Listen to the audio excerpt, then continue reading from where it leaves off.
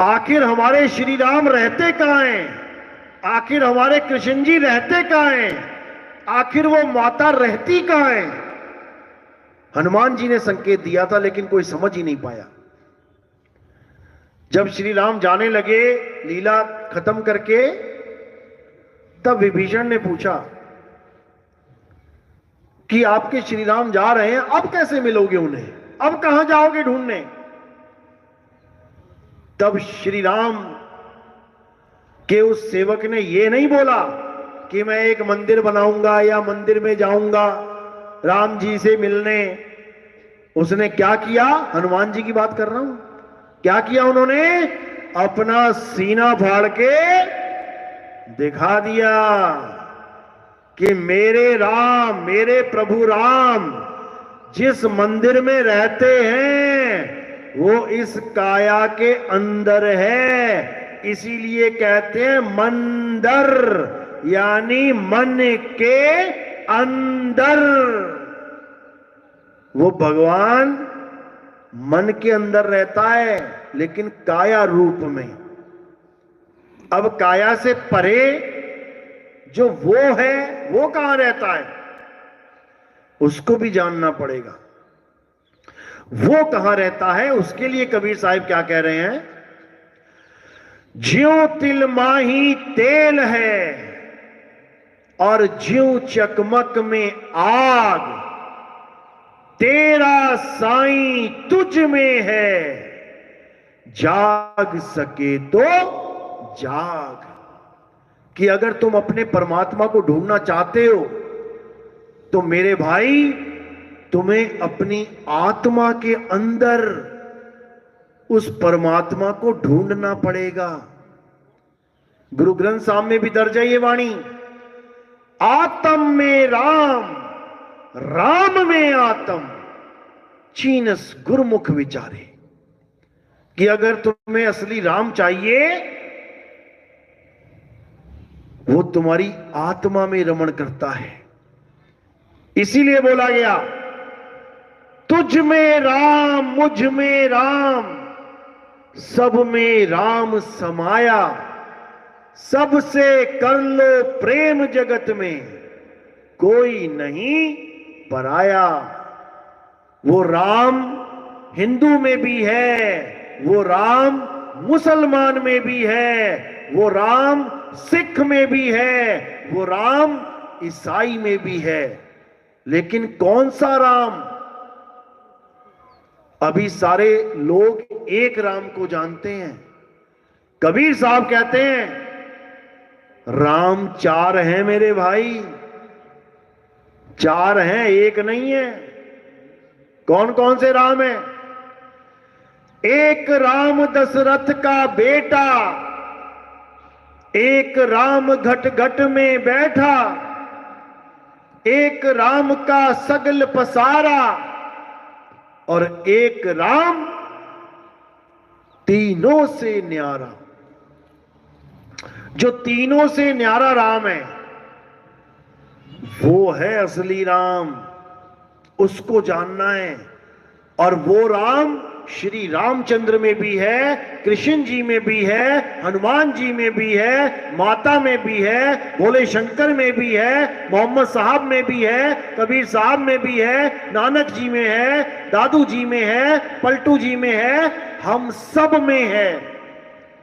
बिना उस राम के कोई एक कदम चल ही नहीं सकता।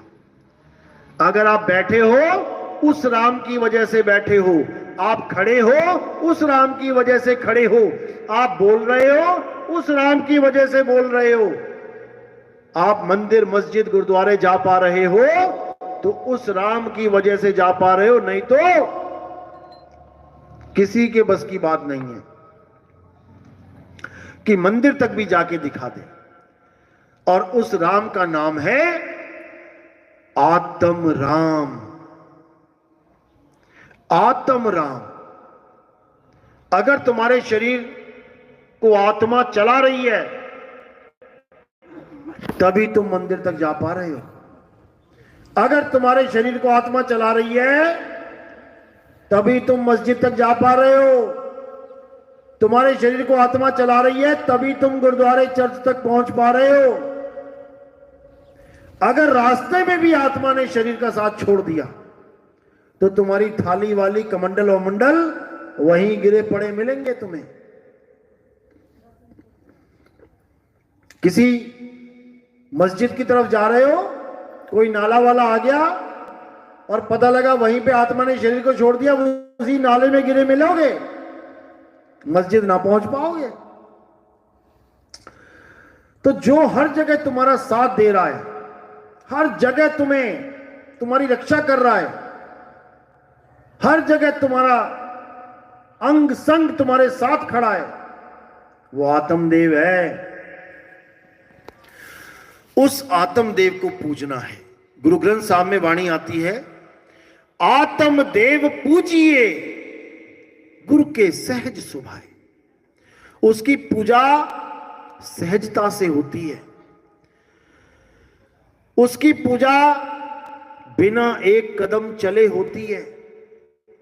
उसकी पूजा बिना मुंह से एक शब्द बोले होती है। उसकी पूजा बिना हाथों के एक भी आरती किए बिना हो जाती है।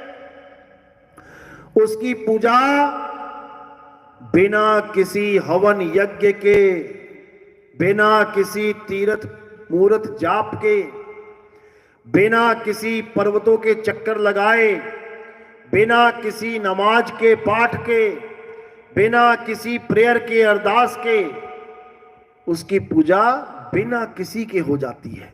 उसको सहज योग कहते हैं। इसीलिए साहिब ने बोला, संतो सहज समाधि भली है, गुरु प्रताप जिस दिन से चली है, दिन दिन अधिक बढ़ी है। जहां जहां डोलूं सो परिक्रमा, जो जो करूं सो पूजा, गिर है उजाड़ एक सम देखूं, भाव मिटाऊं दूजा। आंख न मूंदू कान न रूंदू, अरे तनिक कष्ट नहीं धारूं, खुले नयन पहचानू हंस हंस, सुंदर रूप निहारूं। मलिन वासना से शब्द निरंतर से मन लागा, मलिन वासना त्यागी, उठत बैठत कबहू ना छूटे, ऐसी ताड़ी लागी। इतना स्पष्ट समझाया गया कि बिना आंखों के, बिना कानों के, बिना पैरों के, बिना हाथों के, बिना जुबान के, वो इतनी सहज है उसकी पूजा कि तुम सोच भी नहीं सकते। लेकिन बिना गुरु की दया के वो भी नहीं कर सकते। इसीलिए गुरु की महिमा गाई है।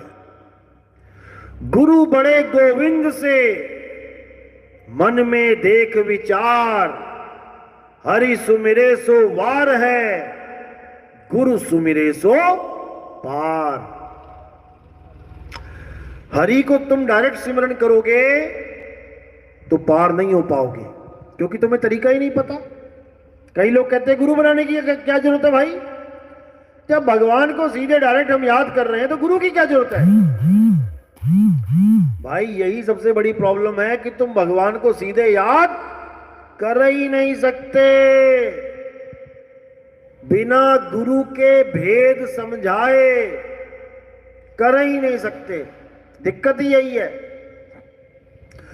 और गुरु भी यही बताता है कि तुम डायरेक्ट परमात्मा का सिमरन करो। यही समझाता है गुरु भी। गुरु बीच में नहीं आ जाता कि पहले मेरा सिमरन करना फिर परमात्मा का सिमरन करना, ऐसा नहीं है। लेकिन जितने भी गुरु बैठे हैं ये सब यही करवा रहे हैं। दिक्कत ये है, वो अपनी पूजा करवा रहे हैं, अपना ध्यान करवा रहे हैं। दिक्कत ये है, ध्यान पे बैठाएंगे तो कहेंगे पहले मेरी शक्ल को याद करो, फिर नाम जपना। यानी भगवान आएगा मेरी शक्ल में आएगा।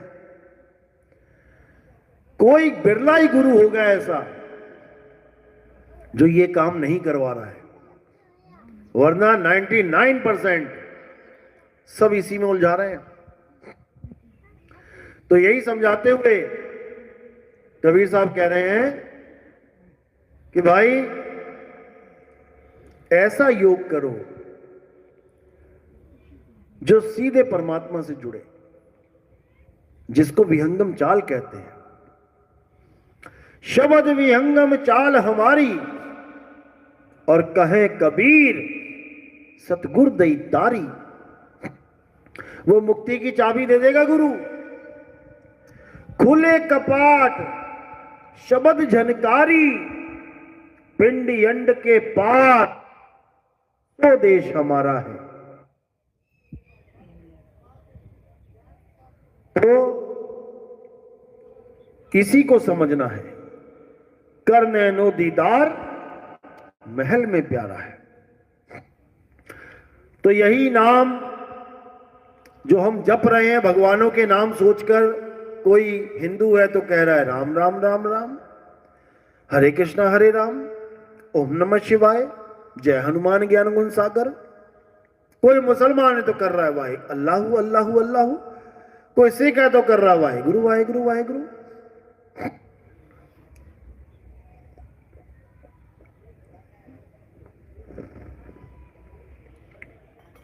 तो सब इन्हीं नामों में उलझे पड़े हैं। और ये नाम क्या है? 52 अक्षर। तो 52 अक्षर कहां से आए? ये हिंदी पंजाबी उर्दू फारसी के नाम कहां से आ रहे हैं? इंसान ही बना रहा है इसको। आदि मानव, आदि मानवों ने ही ये इंसानों के जितने भी आज नाम चल रहे हैं भाषाओं के, ये इंसानों के बनाए नाम ही हैं, आदि मानव के बनाए नाम ही हैं।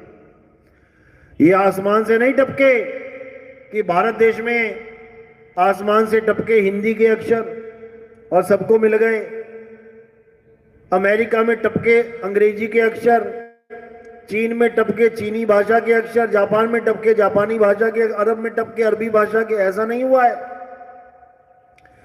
जहां जहां पे आदि मानव रहते थे उन्होंने इन अक्षरों की खोज करी, जैसे उन्होंने और भी खोज करी। सबसे पहली खोज क्या करी आदि मानव ने? आग की खोज करी। और केवल भारत वालों ने नहीं करी, हर देश के आदि मानव ने आग की खोज करी, तभी तो आग है उनके यहां। अगर केवल हमने करी होती तो हमारे यहां आग जल रही होती, बाकी ना जला पाते। सबने आग की खोज करी, सबने अक्षरों की खोज करी। भारत में रहने वाले आदि मानवों ने अक्षरों की खोज करी। कितने अक्षर बनाए इसने? 52 अक्षर। और अंग्रेजी आदि मानव ने अक्षरों की खोज करी, कितने बना पाया? 26 अक्षर। हम 52 बना के बैठे हैं, वो 26 पे ही खत्म हो गए। तो कौन ज्ञानी? हम ज्ञानी। लेकिन ज्ञानी कौन बने बैठे हैं आज के टाइम में? साइंटिस्ट कौन है सबसे ज्यादा? अंग्रेज। हम पिछड़ कैसे गए? क्यों पिछड़ गए? अज्ञानता की वजह से हमें फंसा दिया मूर्ति पूजा में। हम लग गए मूर्तियों के चक्कर में, भगवान के चक्कर में। और वो क्या करते रहे? वो प्रकृति को ही भगवान मान के खोजते रहे। हमारे यहां से कोई धरती से हल्की सी चिंगारी निकल जाए तो हम कहते हैं भगवान भगवान ने किया। वो कहते हैं नहीं, जरूर इसके नीचे कोई गैस का भंडार है और उन्होंने खोज के उसको यूज कर लिया। हमारे यहां आज भी उसको माता की ज्योति बोल रहे हैं। कहीं पहाड़ों से कोई गर्म चश्मा निकल जाए हमारे यहां, हम उसमें चावल उबालने लग जाते हैं। देखो भगवान की कृपा, चावल उबाल रहे हैं। और वो देखते हैं भाई ऐसा हुआ कैसे, पूरी तहकीकात करते हैं और वहां से उन्हें बहुत बड़ा भंडार मिलता है ऐसे ऐसे रसायनों का जो पानी के साथ मिक्स होते ही उसको गर्म कर रहा है। ऐसे ऐसे भंडार खोज लिए उन्होंने, बन गए साइंटिस्ट चौधरी।